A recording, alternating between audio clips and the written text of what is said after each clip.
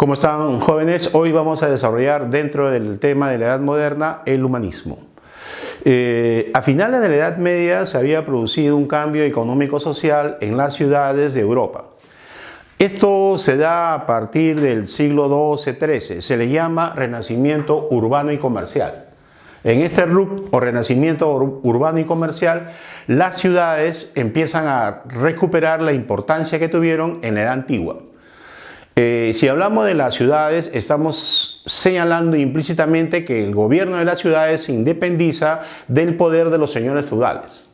Ellas van a tener su propio gobierno, su propia economía, su propio comercio, su propia moneda. Entonces, ese renacimiento de las ciudades, llamado urbano y comercial, va a impulsar la aparición de una nueva economía que es el capitalismo mercantil y, lógicamente, de una nueva clase social que es la burguesía mercantil. Es por eso que aquí estamos señalando como primera causa el renacimiento urbano y comercial. Y como segunda causa del humanismo, el capitalismo mercantil y la burguesía mercantil. Ahora, lógicamente, esa burguesía, esa nueva clase social que surge en Europa, va a traer también otras concepciones ideológicas, políticas y, por supuesto, culturales. Justamente el humanismo es esta ideología, esta cultura de la burguesía. Bien, otra causa adicional es la invención de la imprenta que difundió el conocimiento.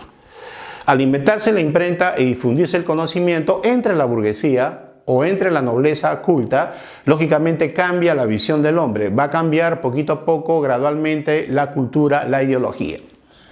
Ya por eso que estamos colocando la imprenta, ¿no? A propósito, la imprenta se inventó en Europa en 1450 por Johannes Gutenberg, ¿no? Allá en Alemania, en Maguncia, Alemania. Luego tenemos también como una de las causas del humanismo la caída de Bizancio, Constantinopla. Usted recordará que en 1453 Bizancio, Constantinopla, es decir, el Imperio Romano de Oriente, sucumbió ante el avance del Imperio Turco musulmán. No es que recién, en el año de 1453, muchos artistas, muchos intelectuales, muchos hombres cultos de Bizancio y Constantinopla hayan huido hacia Occidente, hacia Europa, llevando su cultura. No, esto se dio desde 50, 60 años, 100 años antes. Las guerras que tuvieron el Imperio Bizantino o Imperio Romano de Oriente con los turcos no datan de 1453, sino de varios siglos antes. Entonces, evidentemente, desde hace varios siglos, muchos migraron hacia Europa, especialmente Italia. Entonces, ellos llevaron la cultura griega, que estaba viva en Bizancio, y también la cultura romana, que va a contribuir como un factor, como una causa para la aparición del humanismo y, por supuesto, del renacimiento. ¿Ya? Entonces, por eso que aquí estamos poniendo como una causa importante del humanismo la caída de Bizancio. Luego también estamos señalando la palabra mecenas. Los mecenas eran grandes burgueses, reyes, papas, grandes autoridades que durante esos siglos apoyaron el desarrollo de los humanistas y de los renacentistas.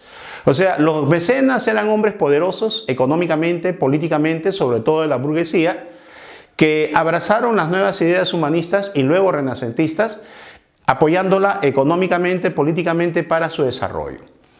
Entonces hubieron muchos mecenas, ¿no? El rey o emperador Carlos V, ¿no? O Carlos I fue mecenas.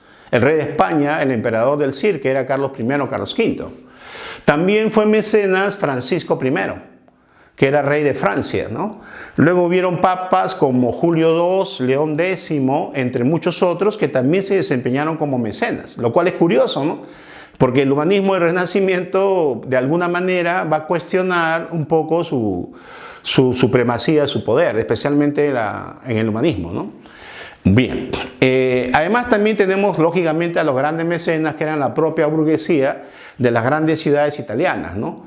Los más famosos son los Medici de Florencia y luego también tenemos a los Sforza de Milán y muchos otros más. Si tú investigas un poco sobre los mecenas, pues cada ciudad tenía 2, 3 grandes y poderosas familias que protegía, apoyaba a los artistas, a los intelectuales. Le daba una casa, le daba un gran sueldo y le y le entregaba toda clase de goyorías, ¿no? O sea, de cuidados, ¿no? De aprecios. Entonces, estas son las 5 causas principales. Hay muchas más, por supuesto, que podría explicar la aparición del humanismo y también del Renacimiento. Ya, entonces, ¿qué cosa es el humanismo? Que aparece en el siglo XIV, XV y se sigue desarrollando hasta nuestro tiempo, en cierta medida. El humanismo fue un movimiento cultural, filosófico y literario de carácter burgués que impulsó una cultura laica. Una cultura laica significa una cultura independiente, en este caso de la Iglesia, ya que en la Edad Media la cultura era religiosa y lógicamente controlada por la Iglesia. Bien, entonces para comprender mejor el concepto del humanismo hemos desagregado sus principales características, ¿no? En nuestro pequeño esquemita tenemos las características, en un lado características del humanismo y en el otro de la cultura medieval, ¿ok? Por ejemplo, la principal característica del humanismo que siempre se recuerda es el antropocentrismo. O sea, el hombre es la medida de todas las cosas. O sea, el conocimiento humano principalmente debe concentrarse en el hombre, desde el punto de vista político, económico, social, etc. ¿Ok? El conocimiento gira alrededor del hombre. No de Dios, porque lo de Dios es un asunto privado, es un asunto particular en cuanto a lo religioso. Bien, entonces esta característica de antropocentrismo, de que el hombre es la medida de todas las cosas, se opone a la característica de la cultura medieval, que es el teocentrismo, ¿no? Sabemos que en la Edad Media la Iglesia controlaba la cultura y la ideología. Entonces el pensamiento de las personas e incluso de los intelectuales estaba centrado en Dios. Ya, cualquier obra, digamos, científica o pretendidamente científica tenía que estar de acuerdo con la Biblia, tenía que estar de acuerdo con las normas, los preceptos que la Iglesia señalaba. Entonces era una cultura teo, que significa Dios céntrico. O sea, el centro de la cultura, del pensamiento, de las actividades del ser humano era Dios. La Iglesia, la oración, los retiros, la espiritualidad religiosa, en todo caso católica, ¿no? Porque cuando decimos iglesia, en el mundo occidental estamos hablando del catolicismo. Bien, una característica adicional es el libre pensamiento, ¿no? Los humanistas fueron los primeros en plantar el libre pensamiento. Esto se opone al monopolio cultural de la Iglesia. ¿Ya? Esto no fue del agrado de la Iglesia, de que se empiecen a estudiar los textos clásicos de manera independiente a la interpretación de la Iglesia. O que incluso hasta la propia Biblia pueda ser estudiada de una manera independiente a las conclusiones de la Iglesia Católica. Entonces el libre pensamiento fue una de las puntas de lanza del cambio cultural, de la revolución cultural llamada humanismo y luego renacimiento, de la burguesía contra la cultura medieval. ¿Ok? Luego tenemos que el humanismo también fue racional, la razón. No es que los humanistas hayan sido completamente racionalistas, ¿no? Eso aparece en el siglo XVII para adelante, ¿no? Con René Descartes. Pero sí van a empezar a plantear de que la razón debe primar sobre la fe, que la razón debe primar sobre las creencias. Entonces, por eso estamos señalando que el humanismo también va a iniciar las ideas, nuevamente recupera lo de la antigua Grecia, racional.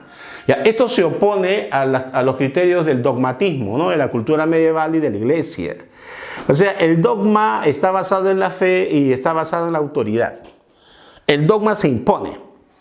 ¿Por qué yo tengo que aceptar eso? Porque es tu fe, no sea tu fe religiosa. ¿Y por qué además debe aceptarlo? Porque la Iglesia así te lo ordena. Entonces imagínate, ¿no? Los humanistas decían que las ideas deben aceptarse si son racionales, ¿no? Si tienen una razón de su aceptación. Si no, pues hay que continuar estudiando, investigando, ¿no? Entonces es distinto, ¿no? Además, pues la burguesía en aquella época tiene una visión más o menos democrática, ¿no? Bien, también el humanismo va a revalorar, va a rescatar la cultura clásica. ¿Qué es la cultura clásica? Es la cultura de Grecia y de Roma. Ya, nuevamente, los grandes filósofos de la antigua Grecia, incluso de Roma, el arte, la ciencia, el conocimiento en general de los griegos y romanos va a ser retomado por los filósofos, por los literatos humanistas. Ya, esto en oposición a una cultura extremadamente religiosa de la Edad Media, ¿no? Muchas veces se habla de la Edad Media como la edad oscura, ¿no? Como una edad en la cual los hombres en Europa retrasaron su conocimiento. Y no dejan de tener razón, pues, porque ese dogmatismo, ese absolutismo del conocimiento teocéntrico que en la Iglesia imponía, pues lo llevaba al retraso de la técnica, al retraso de la ciencia y al retraso del conocimiento humano, ¿no? Imagínate que en la Edad Media se seguía pensando de que la Tierra era plana, ¿no? ¿Te acuerdas? La Tierra era plana y que además estaba en el centro del universo y que el resto de astros, incluido el Sol, giraba a su alrededor. Y entonces esa era una idea bastante, para nosotros, peregrina, fantástica, loca, ¿no? Que con los terraplanistas nuevamente ha vuelto, aunque con otras ideas, ¿no? Con otros fundamentos. Bien, entonces la cultura clásica o recuperación de los antiguos conocimientos de griegos y romanos frente a una cultura exageradamente religiosa que significó el atraso de la ciencia, la tecnología, el conocimiento en general. Luego también tenemos que los humanistas plantean el desarrollo nuevamente del neoplatonismo. El neoplatonismo es una corriente del pensamiento filosófico que considera que el hombre es capaz de comprender el bien y practicarlo, y que no necesita para comprender el bien y practicarlo la presencia permanente de la iglesia, de un cura, del sacerdote, del papa, ¿no? Que el hombre es un ser básicamente bueno. Entonces eso lo tomaría posteriormente la famosa Ilustración, ¿no? ¿Okay? ¿Te acuerdas tú lo que decía Rousseau, ¿no? Eso ya en el siglo XVIII, el hombre nace bueno, pero la sociedad loco rompe. Entonces lo neoplatónico es extenso y complejo, ¿no? Pero por ejemplo este es uno de sus pensamientos. Esto se opone a la escolástica.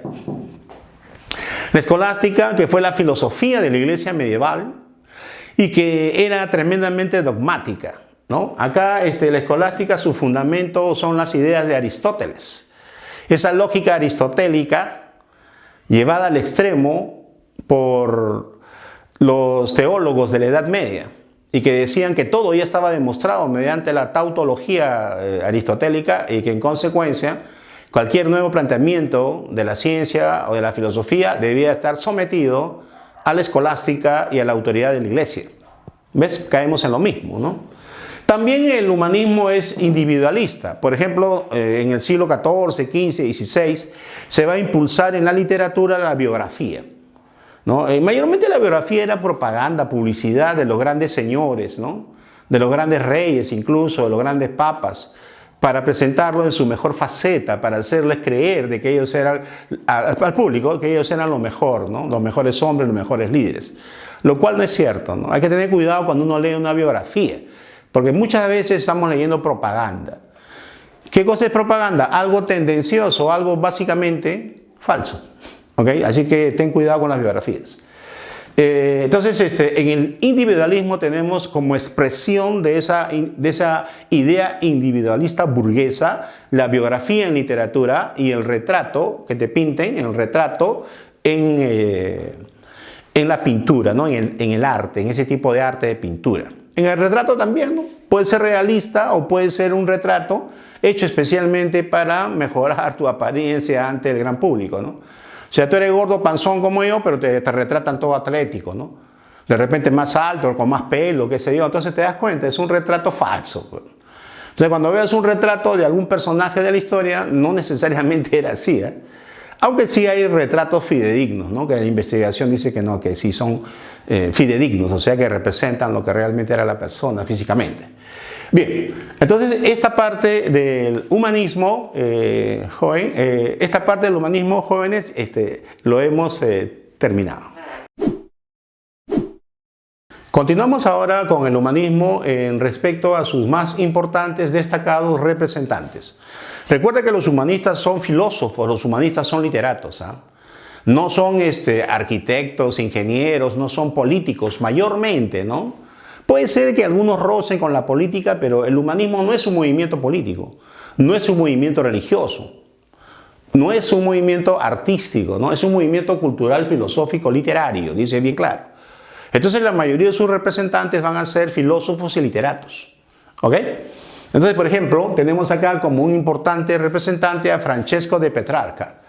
Francesco de Petrarca, que es considerado el padre del humanismo, gustaba de investigar los antiguos textos de los griegos y los romanos. Incluso él descubrió algunos textos antiguos que se habían ocultado, se habían olvidado en el tiempo. La obra más importante de Francisco de Petrarca es Cancionero. También tiene sonetos en honor a Laura, ¿no? Bien. Otro importante representante de la época es Dante Alighieri, ¿no? El famoso Dante Alighieri que relanzó la lengua vernácula. ¿Qué significa eso?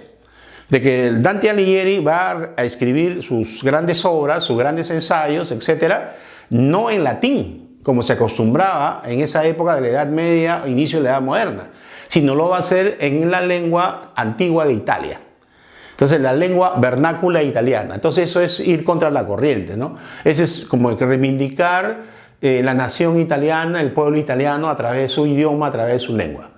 La obra más famosa de Dante Alighieri es la Divina Comedia, ¿no? También tiene el Convivio, ¿no? El Convivio, y también tiene la Vita Nova, ¿no? La vida nueva. ¿Ok? Además tenemos al famosísimo Giovanni Boccaccio. Giovanni Boccaccio es considerado el padre de la narrativa moderna. Creo que todos sabemos que su obra más notable es Decameron. Es una obra de tipo estilo picaresco que denuncia, critica la doble moral de los representantes de la iglesia e incluso de los representantes de la aristocracia, de la oligarquía, ¿no? En Decameron eso queda bastante claro. Luego tenemos a Marsilio Ficino y Pico de la Mirandola. Marsilio Ficino y Pico de la Mirandola son fundadores, organizadores, representantes de la escuela neoplatónica de Florencia. Ahí en esa escuela, en esa ciudad de Florencia, se desarrollan los estudios de los textos clásicos, la filosofía neoplatónica. Precisamente la ciudad de Florencia es la cuna del humanismo, así como también Florencia es la cuna del Renacimiento. ¿Ok? Luego tenemos a Tomás Moro de Inglaterra, que escribió Utopía, ¿no? Utopía, en el cual describe una sociedad presuntamente ideal, ¿no? Tomás Moro era católico. Ante la reforma del rey Enrique VIII, Tomás Moro defendió el catolicismo, lo cual le valió que lo tomen preso y le corten la cabeza. ¿Ok? Tenemos a Michel de Montaigne de Francia con su obra Ensayos y al gran Erasmo de Rotterdam. Erasmo de Rotterdam, por su conocimiento, por sus obras, por su quehacer intelectual, es considerado el príncipe del humanismo. O sea, el primero de los intelectuales, de los filósofos humanistas. Su obra cumbre es El elogio de la locura. ¿Ya? Entonces, jóvenes, sobre esta parte del humanismo hemos terminado. Hola muchachos, continuando con nuestros temas de la Edad Moderna, tenemos ahora el Renacimiento. Renacimiento viene de la palabra latina rinascita o también del italiano renascere, que quiere decir renacer. O sea que el Renacimiento buscó, como el nombre lo indica o la palabra lo indica, el renacimiento de la cultura clásica. La filosofía clásica, la pintura clásica, la arquitectura clásica, la escultura clásica, en general la cultura clásica de Grecia y de Roma. El primero en usar el término renacimiento o rinascita fue Francesco de Petrarca. Y posteriormente, en el transcurso de la historia europea, durante la Ilustración, el término se hizo de mayor uso, o sea, digamos que se hizo famoso. Hoy en día nos referimos al Renacimiento como la continuación del humanismo, ya que el Renacimiento es un movimiento artístico, ¿ves? Artístico, cultural, filosófico, literario, de ideología humanista. O sea, los grandes artistas, los grandes arquitectos, ingenieros, hombres de ciencia del Renacimiento eran humanistas. Consideraban de que el hombre era el centro de todas las cosas. No quiere decir que hayan sido ateos o antirreligiosos, eran católicos, eran cristianos, pero ya no tenían el pensamiento de Dios en el centro de su quehacer intelectual, sino el conocimiento de la naturaleza, el conocimiento de la sociedad, de la economía, el propio conocimiento del ser humano. ¿No es cierto? Son antropocentristas, ¿no? Recuerda que la cultura medieval era teocentrista y además muy dogmática, ¿no? Entonces, este renacimiento también va a ser impulsado por la burguesía urbana y también está en el proceso de desarrollo de una cultura laica. En este caso, independiente del control, independiente de la tutela de la iglesia, de ese pensamiento dogmático, cerrado, de carácter religioso. ¿Ok? Entonces ahí tenemos la idea del Renacimiento. El Renacimiento en Italia y en Europa se desarrolla entre los siglos XV y XVI. Siglo XV, años 1400, o sea, el 400. Y siglo XVI, años 1500, es decir, el 500, ¿no? Como dicen los italianos. Las causas del Renacimiento son las mismas causas que habíamos anotado respecto del humanismo. O sea, el renacimiento urbano comercial, el desarrollo de una burguesía y un capitalismo mercantil, el desarrollo de la cultura o su difusión gracias a la imprenta, el apoyo de los mecenas, que eran grandes burgueses, grandes reyes, grandes autoridades, que apoyaron a artistas intelectuales, y también, por supuesto, la caída del Imperio Bizantino, o sea, del Imperio Romano de Oriente. También hay autores que señalan que influyó en el humanismo, en el Renacimiento, lo que serían los grandes viajes geográficos, los grandes descubrimientos geográficos, ya que cambia la visión del planeta y al cambiar la visión del planeta del mundo, también cambian sus ideas sobre la propia sociedad humana. ¿Ok? Entonces el Renacimiento es la solución de continuidad del humanismo. El Renacimiento tiene como cuna la ciudad de Florencia en Italia, pero rápidamente se expandió por toda Europa, ¿no? En España, en Francia, en Inglaterra, en Alemania, en muchos otros países, ¿no? Portugal, Austria, Prusia, Rusia, hubo renacimiento como también humanismo. Ahora bien, yo le pediría que lo que voy a nombrar sea investigado por ustedes a través de las imágenes que existen en el famoso Internet.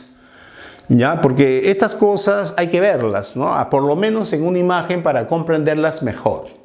¿Ya? Mira, la división del Renacimiento italiano, como habíamos anunciado, es en dos partes. La primera parte, el 400, y la segunda, el 500. El 400 se refiere al siglo XV, o sea, a los años 1400. Que tiene como sede principal, núcleo principal, no único, sino principal, la ciudad de Florencia, ¿no? La ciudad de los Medici, ¿no? Esos grandes mecenas que apoyaron a muchos intelectuales y artistas. ¿Ok? Los Medici ahí son los más importantes mecenas, la más importante familia. En este 400 tenemos en arquitectura al gran arquitecto Filippo Brunelleschi. Brunelleschi se hace particularmente famoso e importante cuando construye o cuando diseña la cúpula de Santa María de las Flores. Esta cúpula es octogonal, tiene 8 partes, ¿no? 8 caras, es octogonal, 8 caras. ¿Ok? Hay un doble significado de la cúpula de la iglesia Santa María de las Flores, que es la catedral, pues la iglesia principal de Florencia, ¿no? Uno es el estético, que es sumamente bello y que innova las formas arquitectónicas, y otro es que significa también la unidad de la iglesia cristiana, ¿no? O sea, desde el punto de vista católico en realidad. ¿Ok? Bueno, eso es lo que nos señalan los estudiosos en el tema, ¿no? Luego tenemos a León Battista Alberti, que fue un gran teórico de la arquitectura, un gran teórico de los diseños. Él dirigió la construcción de Santa María de la Novella, son iglesias, y también de la iglesia San Andrés de Mantua. ¿Ok? Ahí hay innovaciones de carácter técnico, ¿no? Bien, en el caso de la escultura encontramos que se va a introducir el desnudo, la naturalidad y el canon. El canon son las medidas, las proporciones que consideraron los antiguos griegos como llegar a la belleza. Entonces mucho se apela al canon de la antigua Grecia en escultura. También a veces en pintura. Bien, entonces tenemos aquí en escultura a Lorenzo Ghiberti, que esculpió las puertas del batisferio de Florencia. Ahora usted mira que puertas esculpidas. Lo que se trata que son planchas de bronce que tienen alto relieve con escenas de la vida de la Virgen María. Entonces por eso, como es de carácter religioso, se le llama puerta del batisferio, ¿no?, de Florencia, o sea, las puertas de una situación espiritual, ¿no?, de una situación espiritual sumamente divina, ¿no? una situación espiritual favorable a la iglesia cristiana versión católica, ¿no? Las puertas del paraíso le llamaron, ¿no? Lo cual no quiere decir que hable sobre el Edén, sino eran las escenas de la vida de la Virgen María. Donatello, Donato di Beto Bardi. Bueno, Donatello sí es un escultor que no tiene tanta influencia religiosa como Lorenzo Ghiberti, ya que él va a esculpir temas y motivos más o menos lejanos de la religión. Por ejemplo, esculpe al rey David, ¿no? Hay otra escultura que pertenece a Miguel Angelo Buonarroti, pero este David es de Donatello. Este David de Donatello es una escultura en bronce con un David adolescente que acaba de cortarle la cabeza, según la imagen, al gigante Goliat. Por eso le digo, ¿no?, nuevamente, que sería muy recomendable que ustedes revisen en internet todas estas imágenes, todas estas obras, ver las fotografías, ¿no?, ver el arte y las características. Así sería mucho mejor. También tenemos Gatamelata, María Magdalena y San Jorge, ¿no?, como otras esculturas importantes, famosas de Donatello, cuyo nombre verdadero era Donato di Beto Bardi. ¿Okay? Luego tenemos en pintura a Fra Angelico, que tiene como cuadros representativos la Anunciación y el descendimiento de la cruz. Hay varios cuadros en el Renacimiento, incluso después, incluso antes, que se llaman la Anunciación, o tratan de la escena en la cual el arcángel Gabriel se le presenta a la Virgen María para anunciarle, según el dogma cristiano católico, que va a ser la madre de Dios. Entonces, de eso trata la Anunciación. Luego tenemos el descendimiento de la cruz. Bueno, el descendimiento de la cruz es, según la tradición católica, cuando a Jesús Cristo lo bajaron de la cruz ya yacente, o sea, muerto. Entonces ahí estaba su madre, María, la Virgen María, estaba su amiga, muchos dicen que era su esposa, María Magdalena. Y también estaba María Salomé, que era su amiga y contribuyente al movimiento de Jesús. ¿Ok? Entonces de eso trata el descendimiento de la cruz. Luego tenemos a Sandro Botticelli, ¿no?, que es el más famoso de los pintores del periodo 480. Sandro Botticelli toma temas de la naturaleza, utiliza mucho el desnudo, las formas, y también Sandro Botticelli toma temas del paganismo, o sea, de la mitología. Por ejemplo, mire, su cuadro más famoso es El nacimiento de Venus, en donde Venus emerge desnuda en una concha marina, que es jalada por tritones y delfines. Entonces, este es un cuadro sumamente hermoso y representativo del Renacimiento italiano en el periodo 480. Y luego tenemos a Gilberto Bellini con la Oración del Huerto. Gilberto Bellini con esta obra se convierte en un precursor del barroco. ¿Qué cosa es el barroco? Un estilo artístico, cultural, donde se excede el ornamento, el adorno, el detalle. El barroco posteriormente está asociado a las monarquías absolutas. ¿Ok? Bien, entonces tenemos esta primera parte del Renacimiento, o sea, lo que sería el 400, señores. Bien, jóvenes, ahora continuamos con el tema de la reforma religiosa y luego la contrarreforma. La reforma religiosa se dio en el siglo XVI. Las causas para que surja este movimiento son muchas, diversas, pero aquí estamos tratando de sintetizar. Por ejemplo, para el siglo XVI se había producido en Europa una crisis espiritual. La crisis espiritual significa de que las ideas milenaristas habían influenciado a tal punto de que la gente pensaba que estaba cerca el final de los tiempos, el fin del mundo o el apocalipsis. Es que se habían cumplido los 500 años, ¿no? Estamos en 1500. Entonces, cada cierto tiempo se empieza a propagar idea de que al terminar los 500 años podría producirse el fin del mundo. Supuestamente habían signos en la Biblia que indicaban que era la época en la cual la vida del hombre en la tierra se iba a acabar. Entonces, esto estaba relacionado con la segunda causa, que es la corrupción de la iglesia. Justamente la corrupción de la iglesia, la corrupción del clero, era el signo del final de los tiempos. Esas serían las dos causas más importantes. También se puede considerar secundariamente la influencia de los humanistas.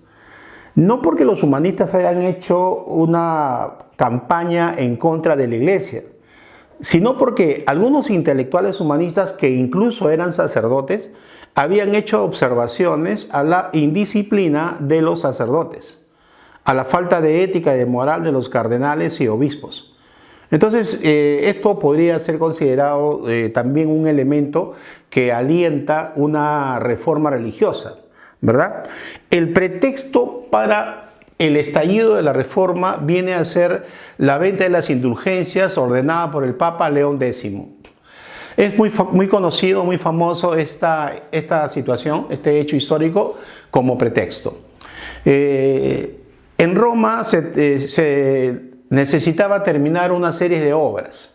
Así que el Papa León X y sus arzobispos tuvieron la genial idea de iniciar una campaña en toda Europa de la venta de los perdones de Dios, para de esa manera obtener fondos a fin de financiar las obras que estaban pendientes en Roma y otras ciudades de Italia. Entonces, evidentemente, en el contexto de la crisis espiritual, en el contexto de las duras críticas contra el alto clero especialmente, hubieron curas que alzaron la voz en contra de la venta de las indulgencias. La venta de las indulgencias es vender el perdón de Dios, lo cual resulta bastante criticable, ¿no? Porque cuando Cristo estuvo en la tierra, según los católicos, Cristo es Dios, nunca vendió su palabra. Nunca vendió su perdón, nunca vendió sus milagros.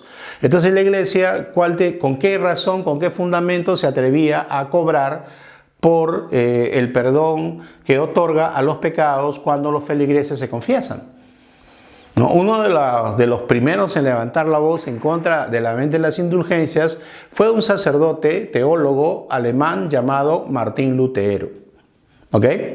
Bueno, entonces podemos decir que la famosa reforma es un movimiento de renovación religiosa que dividió a la Iglesia Católica, ya que aparecieron nuevas iglesias que van a ser llamadas iglesias protestantes.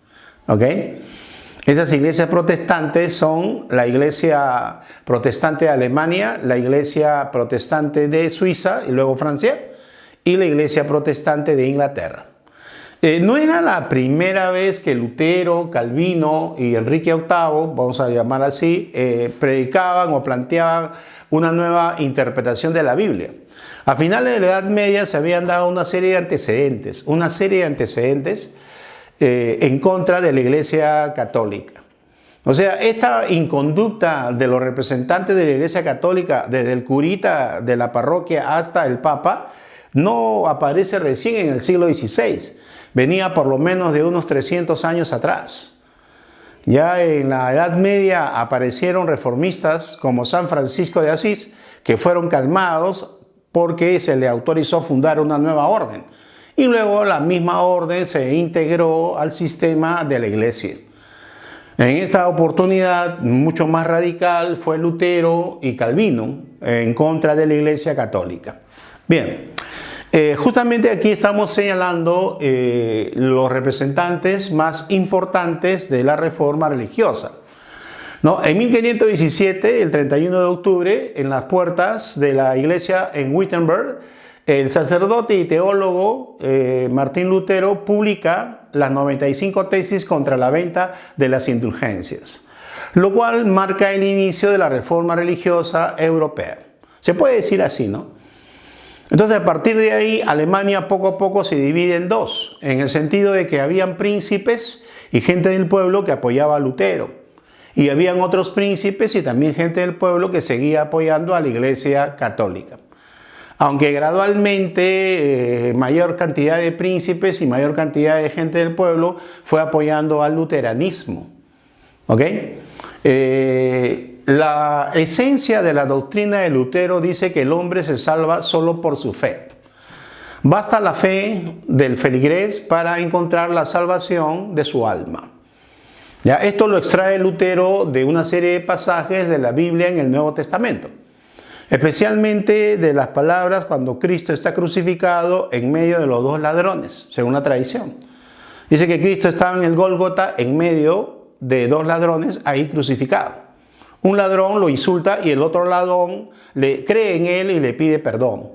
Le dice que él ha sido una persona muy mala en esta vida y que le pedía perdón, ya que para ese buen ladrón Cristo sí representa a Dios. Entonces Cristo simplemente le dice también que él estaba mal, le dice, en verdad te digo que hoy estarás conmigo en el paraíso. O sea, es la fe de ese hombre, de este ladrón arrepentido, el que lo va a salvar su alma. ¿Ya? Por ejemplo, ahí sería un elemento en el cual se basa Martín Lutero para decir que la justificación o salvación del hombre se da solo por su fe. Ya, otro pasaje de la Biblia dice, en la discusión que Jesús tenía con los fariseos, ¿no? A los fariseos les increpa, les denosta, le dice, hombres de poca fe, si su fe fuera el tamaño del grano de una mostaza, le dirías al árbol, arráncate y plántate en la playa y lo haría. O le dirías a la montaña, muévete y la montaña se movería.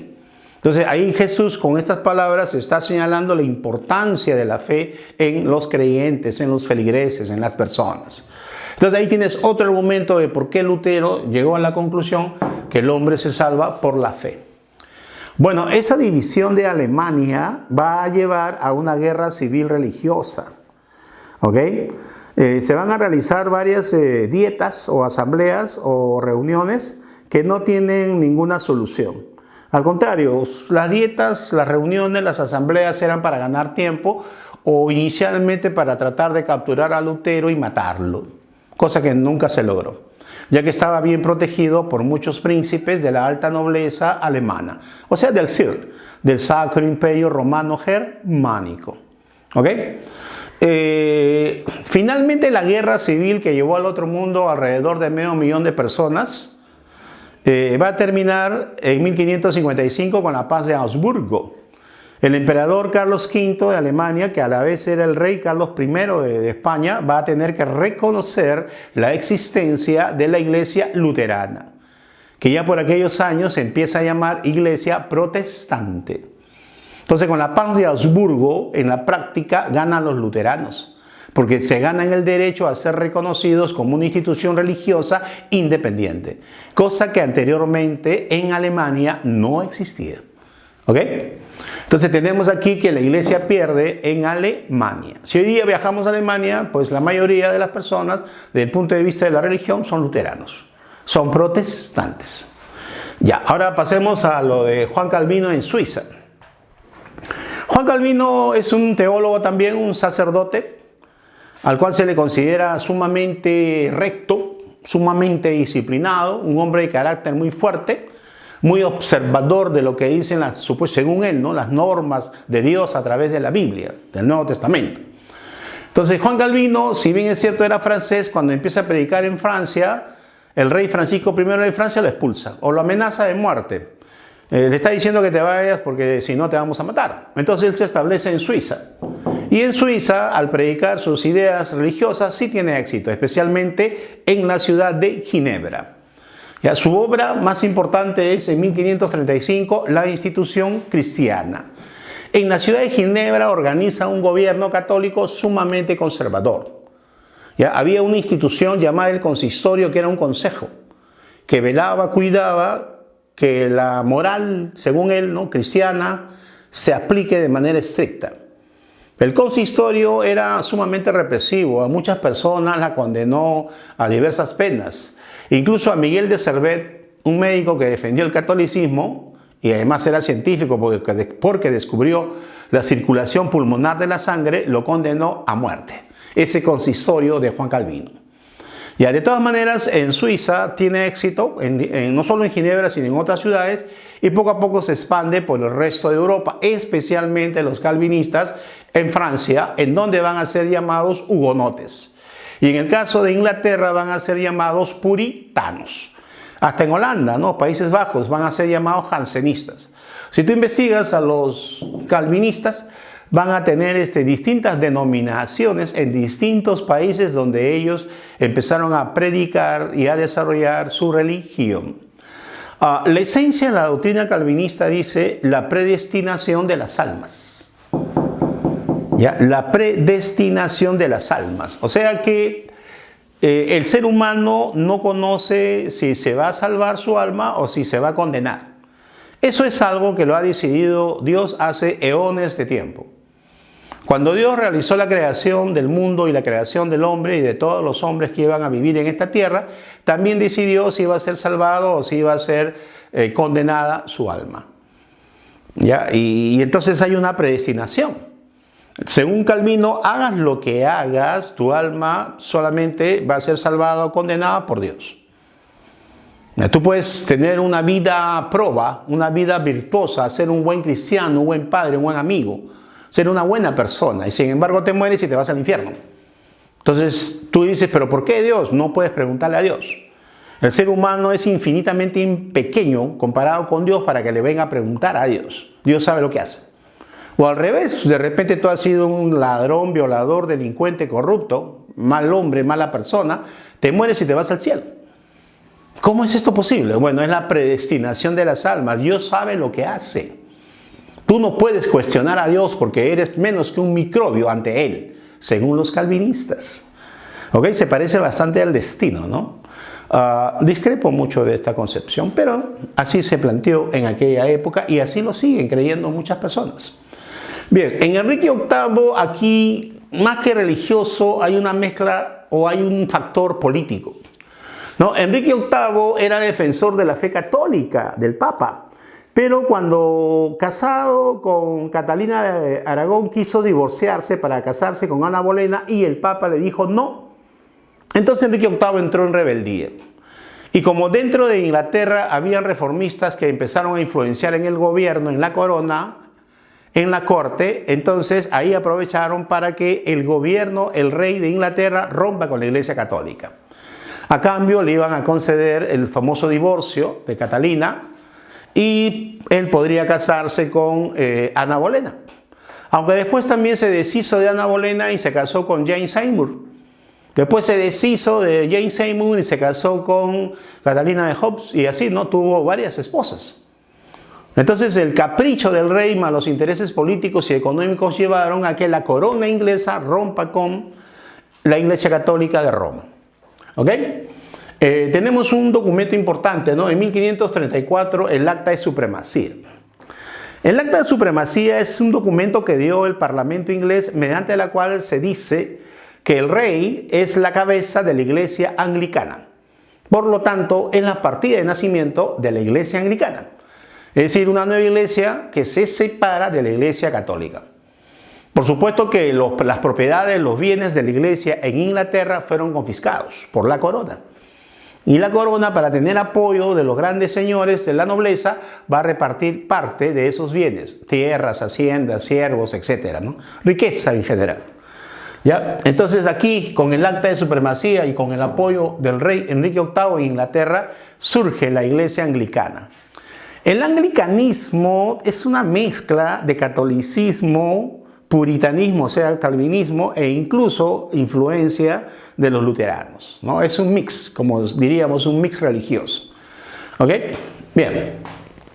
Poco a poco en Europa se van a desarrollar las guerras de religión, ¿no? Debido a la aparición de estas nuevas iglesias cristianas, van a surgir enfrentamientos religiosos. Claramente hubieron guerras religiosas en Alemania y también hubieron guerras religiosas en Francia. Y un montón de matanzas en Portugal, en España, también por motivos religiosos, ¿ok? Entre otros países, ¿no? Mucho enfrentamiento. O sea, en nombre de Cristo, en nombre de Dios, yo te mato. Bastante curioso, ¿no? Ahora bien, la Iglesia Católica no se va a quedar de brazos cruzados. Va a reaccionar contra estos movimientos religiosos llamados iglesias protestantes. A esa reacción de la Iglesia Católica se le llama la Contrarreforma. ¿Ya? La Contrarreforma es el movimiento católico para establecer, definir con claridad la doctrina católica. Poner orden, poner disciplina en toda la iglesia, ¿no? Desde el Papa hasta el último curita de la parroquia. ¿Ya? La disciplina, reorganizar la iglesia, que realmente la Iglesia Católica ya tenía un buen tiempo que andaba mal. Si seguían así, podían irse reduciendo y tal vez desaparecer con el tiempo. Entonces por eso hubo una reacción de la élite de la Iglesia Católica para reorganizarla y reafirmar sus principios y doctrinas. Y poner orden pues dentro de los obispos, arzobispos y curas que no cumplían con los votos sacerdotales. Lo que pasa es que los curas, los sacerdotes, los obispos, los arzobispos cometían toda clase de delitos. Pedofilia, eran ebrios, borrachos, participaban en negocios turbios, tenían 2, 3 mujeres, 10, 15 hijos. O sea, se supone que ellos han hecho un voto de castidad, se supone que están al servicio de los pobres, se supone que son representantes de Dios y que deberían ser un modelo de moral y ética, cosa que en el 50, 60, 70% de los casos no lo eran. Entonces los mismos católicos van a reorganizar su iglesia para poder contrarrestar la influencia de las nuevas iglesias protestantes. ¿Ya? Entonces tenemos aquí los instrumentos, que son básicamente 2, el Concilio de Trento y la Compañía de Jesús. El Concilio Ecuménico de Trento, mira tú cuántos años, de 1545 al 63, o sea 18 años más o menos, ¿ok? Este Concilio Ecuménico, que significa universal, fue convocado por el Papa Pablo III, continuó con el Papa Julio III y fue clausurado con el Papa Pío IV. ¿No? Nos damos cuenta que el concilio fue bastante largo, bastante extenso, porque había mucho que tratar, ¿no? A nivel doctrinario y por supuesto a nivel organizativo, y establecer una serie de sanciones y medidas para corregir los errores y malas prácticas de los católicos. ¿Ya? Los acuerdos son muchísimos, pues, ¿no? Un montón de acuerdos, pero por ejemplo tenemos estos que son de los más sobresalientes e importantes. Tenemos el credo niceno. El credo niceno es el que se acordó en el Concilio de Nicea y también de Constantinopla, o sea, la doctrina católica. Padre, Hijo, Espíritu Santo, incluso el filioque, que a través del Hijo también se manifiesta el Espíritu de Dios. ¿Ok? Toda esa doctrina católica que conocemos, de que Jesús es Dios hecho hombre, que la Virgen concibió a Jesús realmente siendo virgen, etc., eso es la doctrina católica. De que la hostia en el momento de la misa, que es el momento culminante, se convierte en el cuerpo de Cristo. Y tú te lo comes. Y el vino, ese vino en la misa se convierte en la sangre de Cristo. Entonces eso, y tú te lo tomas, ¿no? Entonces todo eso se llama la transubstanciación. Ya, bastante curioso, ¿no? Bien, entonces el credo niceno y de Constantinopla, los 7 sacramentos, ¿no? Mientras que los protestantes planteaban 2 sacramentos, bautismo y Eucaristía, los católicos reafirman los 7 sacramentos que nadie sabe muy bien de dónde fueron extraídos. Ellos dicen que de la Biblia, pero es bastante discutible, si tú lo investigas. Bautismo sí, Eucaristía también, pero los demás, ¿de dónde? Bien, luego tenemos que se acepta el culto a la Virgen y el culto a los santos. La justificación por la fe, pero además también por las buenas obras. Justificación por la fe y las buenas obras. Martín Lutero decía salvación o justificación por la fe. Y en el caso de Juan Calvino, él dice que él es la predestinación de las almas. O sea que Dios lo decide y no sabes tú cuál va a ser tu destino. Ese es un misterio hasta que el momento que te mueras. ¿Ok? Ya, entonces acá tenemos también que se señala como la única Biblia aceptada por los católicos en esa época, la Vulgata Latina. ¿Ya? La Vulgata Latina de San Jerónimo o traducción de los 70. Lo que pasa es que los protestantes, Lutero, Calvino e incluso después los anglicanos van a hacer su propia Biblia. O sea, es la Biblia pero con una serie de comentarios de acuerdo a las concepciones protestantes, calvinistas y anglicanas. Entonces un católico no debería leer esas Biblias, debería leer la Biblia católica, o sea, la Vulgata Latina de San Jerónimo, también llamada la traducción de los 70. ¿Ok? O también se le conoce la traducción de los 70 copistas. Ya, se reafirma que el Papa es el representante de Dios en la tierra y que además, increíble, mira, alucinante, el Papa es infalible. El Papa no se equivoca, el Papa no falla. El Papa es perfecto. Qué idea más alucinante, ¿no? Bien, se reorganiza el Tribunal de la Santa Inquisición medieval, pero ahora se va a llamar Tribunal del Santo Oficio. Ya, igual van a quemar gente y van a perseguir y matar y castigar a todos aquellos herejes que no creen o que cuestionan la religión católica. Yo, por ejemplo, como tú te das cuenta, soy hereje. Entonces, si estuviéramos en este tiempo, hace rato que me hubieran quemado, no por cuestionar las ideas de los católicos. ¿Ok? Y también se cree el Index. Index significa el índice de los libros prohibidos. Encabezaba la lista el Decamerón de Giovanni Boccaccio. Porque en esa obra de Giovanni Boccaccio, Decamerón, se denuncia, se critica la doble moral de los cardenales, de los obispos, de la iglesia. De cómo esos representantes de la iglesia eran falsos. Entonces, evidentemente, se está cuestionando, ¿no?, a la iglesia, ¿ya? Y luego tenemos la famosa Compañía de Jesús, también llamada la Orden Jesuita, tan famosa en la historia del mundo, ¿no? Después de todos estos siglos, el Papa que actualmente tiene la Iglesia Católica es jesuita y resulta bastante llamativo, ¿no?, por decirlo menos. La Compañía de Jesús fue fundada por Íñigo López Recalde, más conocido como Ignacio de Loyola, que después fue santificado por la Iglesia. La Compañía de Jesús es la vanguardia ideológica y moral de la Iglesia Católica contra los protestantes. Mediante los ejercicios espirituales se desarrollaba la disciplina y la moral para los nuevos cristianos y nuevos sacerdotes instruidos, formados por la Compañía de Jesús, por los jesuitas. ¿Ya? En el tiempo, la Compañía de Jesús se convirtió en la orden más influyente, más poderosa de la Iglesia. Ha tenido sus problemas en la historia, pero mayormente se ha mantenido en el poder. El actual Papa es jesuita. ¿Ya? Entonces, esto sería un super resumen de la Contrarreforma, jóvenes.